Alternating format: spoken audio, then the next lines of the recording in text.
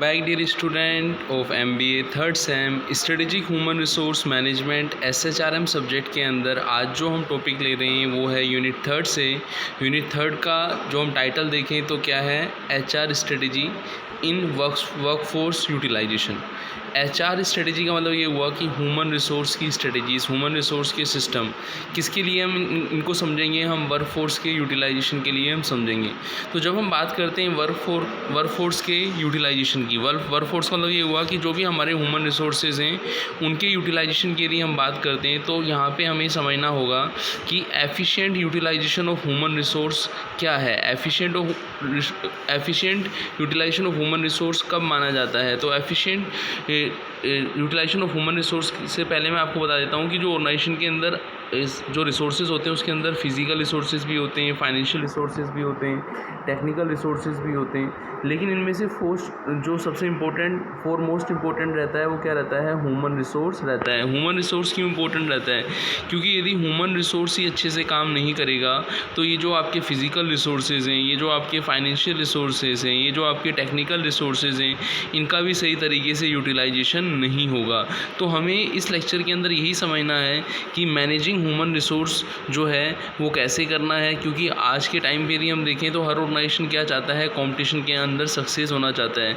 तो यदि कोई ऑर्गेनाइजेशन मैनेजिंग ह्यूमन रिसोर्स अच्छे से कर लेता है तो वो अपने यूटिलाइजेशन ऑफ ह्यूमन रिसोर्स के ऑब्जेक्ट को पूरा कर लेगा, और जब वो यूटिलाइजेशन ऑफ ह्यूमन रिसोर्सेज को पूरा कर लेगा तो वो कहीं ना कहीं कंपटीशन में सक्सीड भी होगा। तो कहने का मतलब ये हुआ कि इनडायरेक्टली और डायरेक्टली यदि हम बात करें तो ह्यूमन रिसोर्स जो हैं, यदि other resources physical, financial, technical resources का सही तरीके से यूटिलाइजेशन करने की हम बात करते हैं तो वो तभी कर पाएंगे जब वो खुद एफिशिएंटली ह्यूमन रिसोर्स जो हैं वर्क करें। तो कहीं ना कहीं हम ये देखें कि ह्यूमन रिसोर्स जो है डायरेक्टली ऑर्गेनाइजेशन गोल्स या ऑब्जेक्टिव से रिलेटेड है। तो हम यदि देखें तो ऑर्गेनाइजेशन के टाइप्स की यदि हम बात करें तो टाइम के साथ साथ कुछ ऑर्गेनाइजेशन के अंदर चेंजेस भी आते हैं। डायनेमिक ऑर्गेनाइजेशंस होते हैं जहाँ पे हम इफेक्टिव एम्प्लॉय की बात करते हैं, एम्प्लॉय के कंट्रीब्यूशन की बात करते हैं जो ऑर्गेनाइजेशन की इफेक्टिवनेस में हेल्प करते हैं। हम कॉम्पिटेंट और मोटिवेटेड एम्प्लॉय की बात करते हैं जो ऑर्गेनाइजेशन के ऑब्जेक्टिव्स को अचीव करने में सेल्फ मोटिवेटेड होकर काम करते हैं। तो कहीं ना कहीं हम ऑर्गेनाइजेशन के अंदर उस डायनेमिक्स और उस कॉम्पिटेंसी और मोटिवेशन और इफेक्टिवनेस की बात करते हैं जो एम्प्लॉय के अंदर हाई लेवल में हमें चाहिए होता है। तो इन चीज़ों को यदि हम देखना चाहते हैं तो हमें कहीं ना कहीं कुछ स्ट्रेटजीज़ लेनी पड़ेंगी, HR स्ट्रेटजीज़ लेनी पड़ेंगी जो हमें efficient utilisation of human resource में क्या करेंगे, हेल्प करेंगे। तो यहाँ पर सबसे पहले जो स्ट्रेटजी आती है वो आती है क्रॉस ट्रेनिंग। जैसा कि नेम से क्लियर होता है कि आपने देखा होगा कि किसी भी ऑर्गेनाइजेशन के अंदर जो एम्प्लॉय होते हैं वो अलग अलग आपकी पोस्ट के अंदर वर्क करते हैं, अलग अलग फंक्शनल एरिया में वर्क करते हैं। कोई HR में वर्क करता है, कोई फाइनेंस में, कोई प्रोडक्शन में, कोई ऑपरेशन में, कोई अकाउंट्स में। अब सपोज़ मान लीजिए कोई पर्सन मार्केटिंग का बंदा है और वो एब्सेंट है, लेकिन उसके एब्सेंस में कोई उस समय कोई पर्सन, हमने सपोज़ मान लीजिए कोई HR के पर्सन को हमने उस मार्केटिंग का काम करने के लिए बता दिया।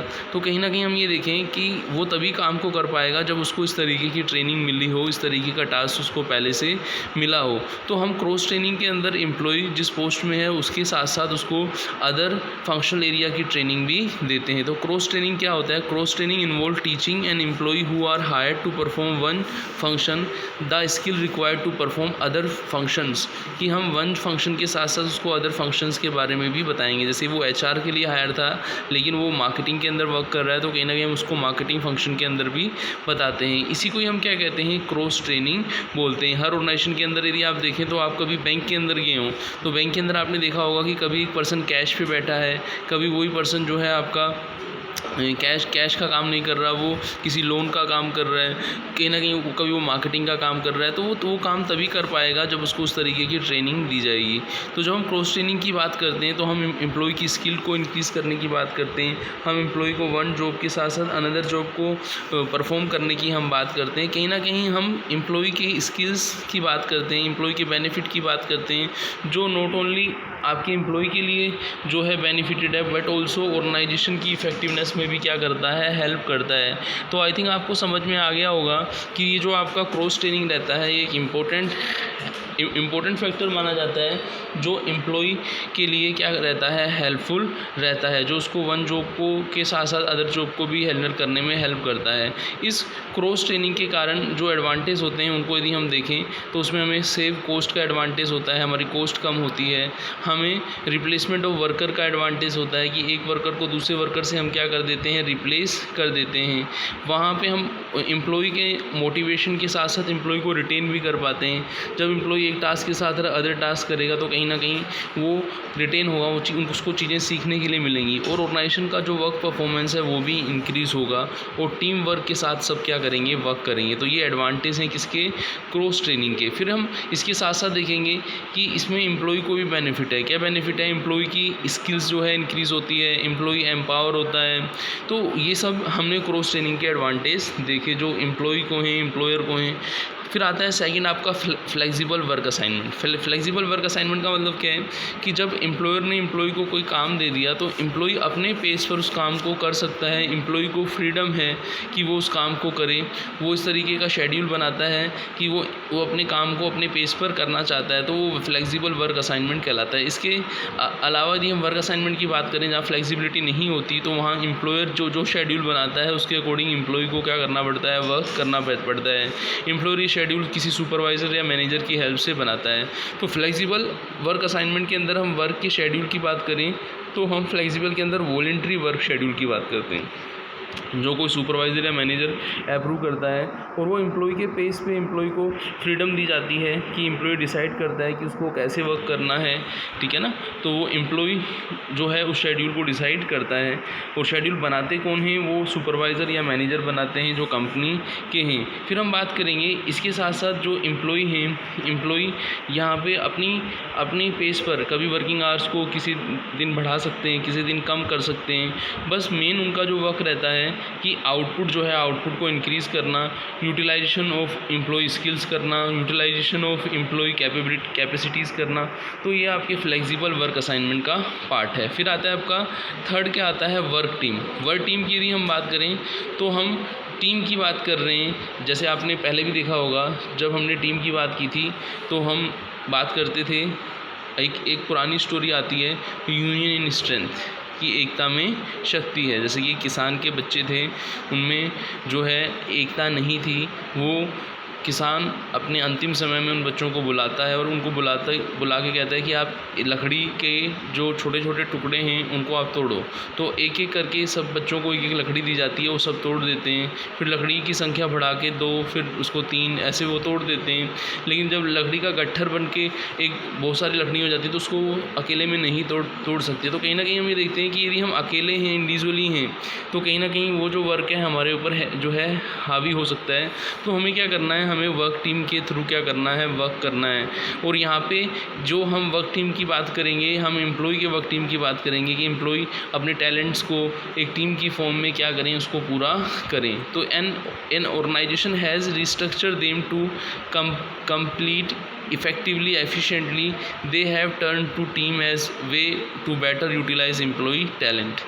अब यहाँ पे हम ये समझते हैं कि टीम और वर्क में क्या डिफरेंस है। जैसे हम देखें, आपने देखा होगा कि जो एक टीम होती है, ग्रुप ऑफ पीपल होता है जिनको कोई वर्क दिया जाता है, वो इंटरडिपेंडेंट रहते हैं, ग्रुप के पर्सन जो रहते हैं, और वो मिलके क्या करते हैं, उन पर्पस को, उन गोल्स को पूरा करते हैं।